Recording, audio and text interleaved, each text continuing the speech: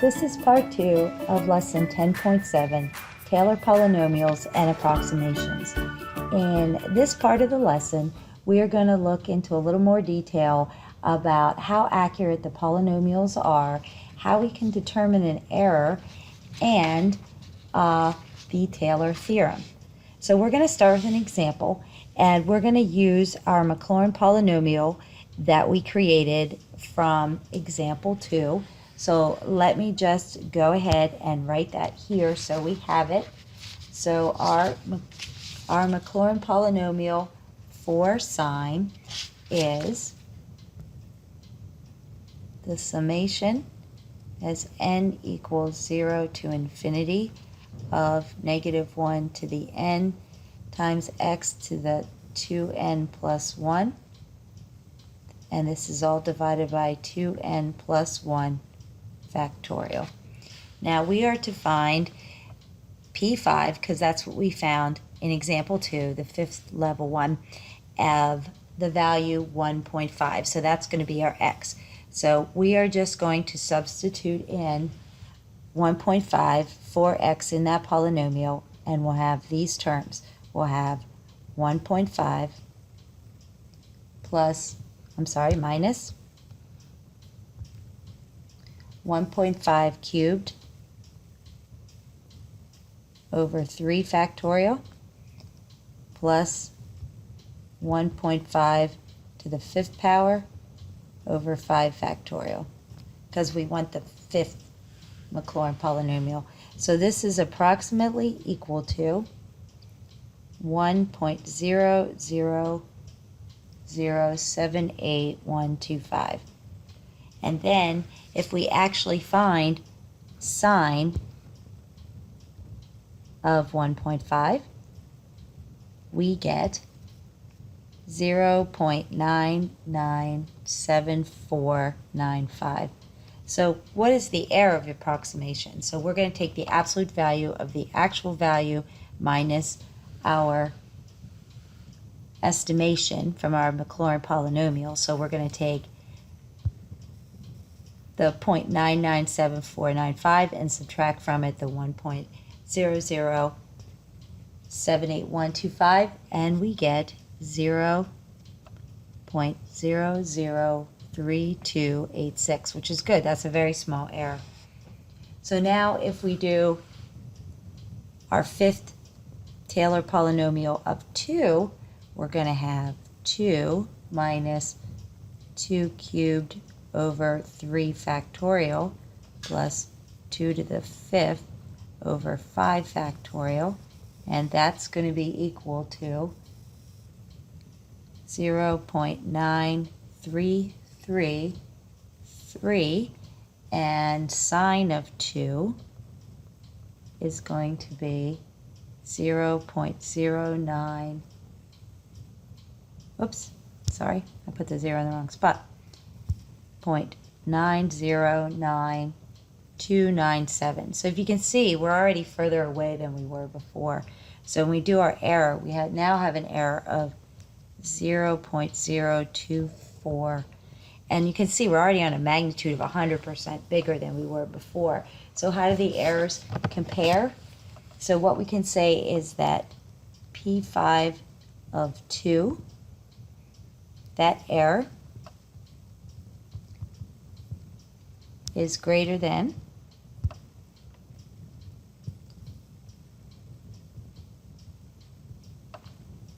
the P5 of 1.5. So why has that happened? What happens if we estimate a number 2.5? Well, what's happening is we're moving away. Remember that our Maclaurin polynomial is centered at 0. So since we are moving away from the center,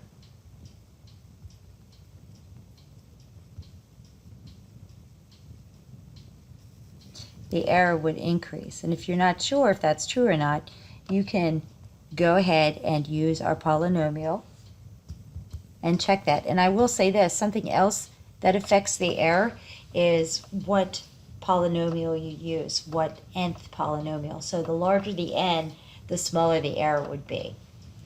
So what do we do with this error? Here's what we can do. It helps us a lot. So when we use Taylor polynomial approximations, it is a good idea to know how accurate we are, because remember, we're going to use those to make decisions about behavior of phenomena. So we want to see how accurate our decisions are. So we have to understand what the remainder is. And we did something like this earlier in the unit with series. So remember that your exact value is equal to an approximate value plus a remainder. So in this little formula, here is our Taylor polynomial right here. And then we have our remainder. And we did this with our series as well earlier in the unit. So what we want to do is, if we find the error, it's going to be the absolute value of the remainder. So it's exactly what we did in the last problem. We take the actual value and subtract off the value of the Taylor polynomial. So this leads us to something called Taylor's theorem. It estimates the size of the error. So the remainder given in the theorem is called the Lagrange form of the remainder. And again, we're going to talk more about that. And it's also known as the Lagrange error bound, because it tells you how far off the error is. What is the boundary of how large the error is? It doesn't tell you exactly what the error is, but how far off you are. And again, it has to do with what level of Taylor polynomial that you use. So error is always going to be the absolute value of the actual minus the approximation. So here is our Taylor theorem. So if a function f is differentiable through order n plus 1 in an interval containing c, then for each x in the interval there exists a number z between x and c, such that what we have is our Taylor polynomial here. Let me explain this. Here's our Taylor polynomial of level n, and then we have our remainder. Then our remainder is defined in this way. If you notice, this is the next term. That's why we need n minus 1 derivatives at some value z. And remember, z has to be in the interval containing c. So here's your x, here's your c. Z has to exist somewhere in between them. So you're trying to find where it is in between them. So that's how a remainder is. And if you notice, it has the same form as the Taylor polynomial. So let's take a look at how this works a little bit. So R of n is always going to be, that remainder, that error is always going to be less than some maximum value over n plus 1 factorial times x minus 1, and the absolute value of that to the n plus 1. And remember, c is our center. So that is our error bound, our Lagrange error bound. So like I said, we're going to do this more in detail later on, but we're just introducing it here since we're using Taylor polynomials. So let's do a couple of examples with this. So example 6 says, given a second order Taylor polynomial, which is just a parabola, a plus bx plus cx squared, is the second degree Taylor polynomial for f about x equals 0. What are the signs of a, b, and c if f has the graph pictured on the right? Now this is a great AP test question because it hits a lot of things that we've already done. So how do we go about finding what they are? Now, the key to make this one simple for yourself is the fact that they tell you that it's centered around 0. So the very first number, a, has to be f of 0, because remember, a is f of c, and in this case it's f of 0. And what is that in our picture? That's the y-intercept. And remember, not looking for the value, but just their signs. So if you notice, here is f of a, or f of 0. So this has to be, this leads us to say that a is less than 0 because it's below the x-axis. All right, so next, b comes from, b is going to come from the first derivative. So we're going to have b is going to equal f prime of 0 over our factorial, and factorials are always positive. So if you look, this is our first derivative. And if you look at the function, it's decreasing. So that means when a function decreases, its first derivative has to be, so if I draw the tangent line here, so that's the slope of the tangent line at x equals 0. So that means that b has to be less than 0. Let me write that in green so I have that answer kind of standing out there.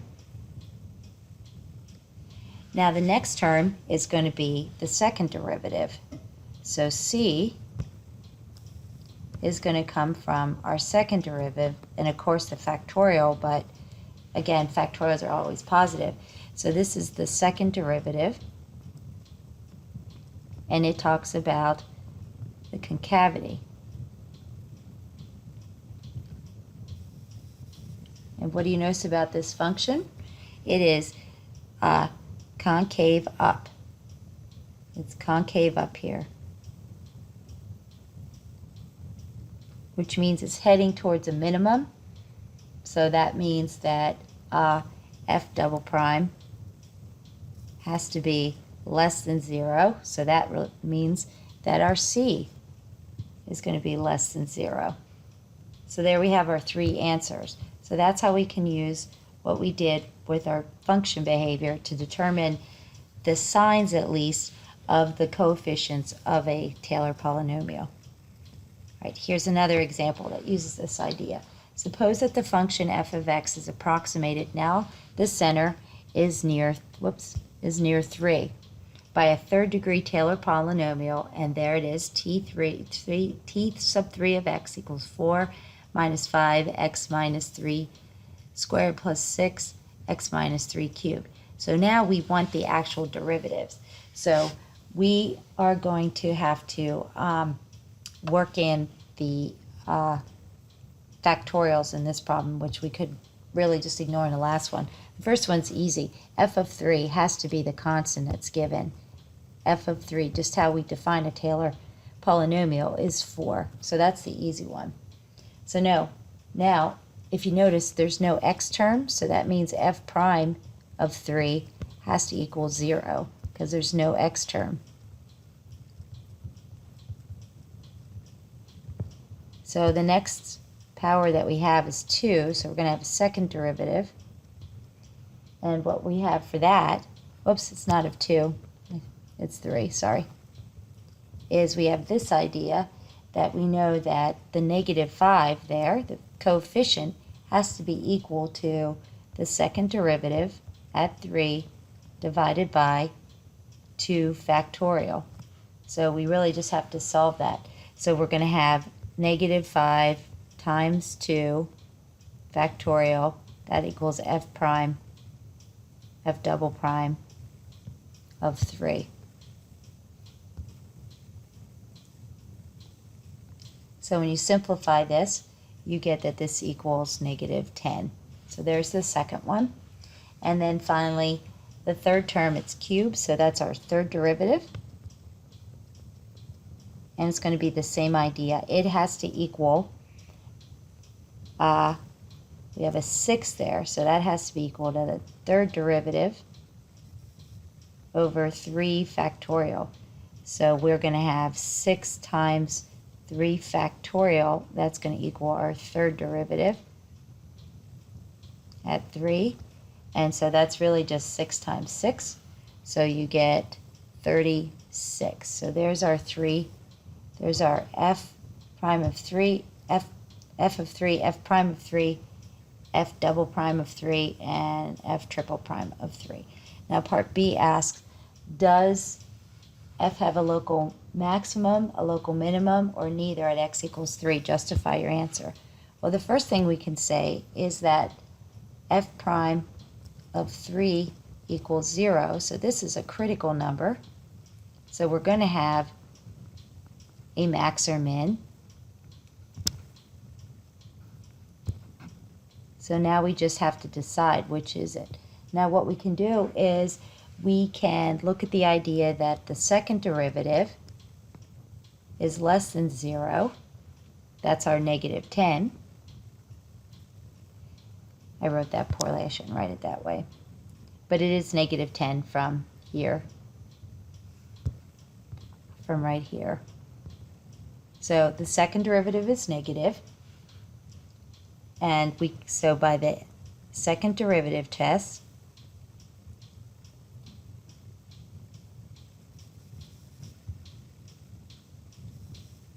we have a local max because our function will be concave down since the second derivative is negative.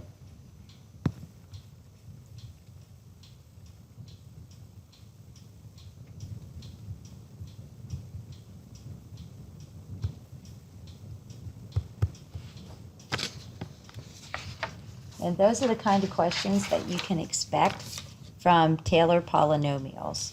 So this ends our lesson on section 10.7. If you have any questions, please reach out to me and let me know. And I'll talk to you soon.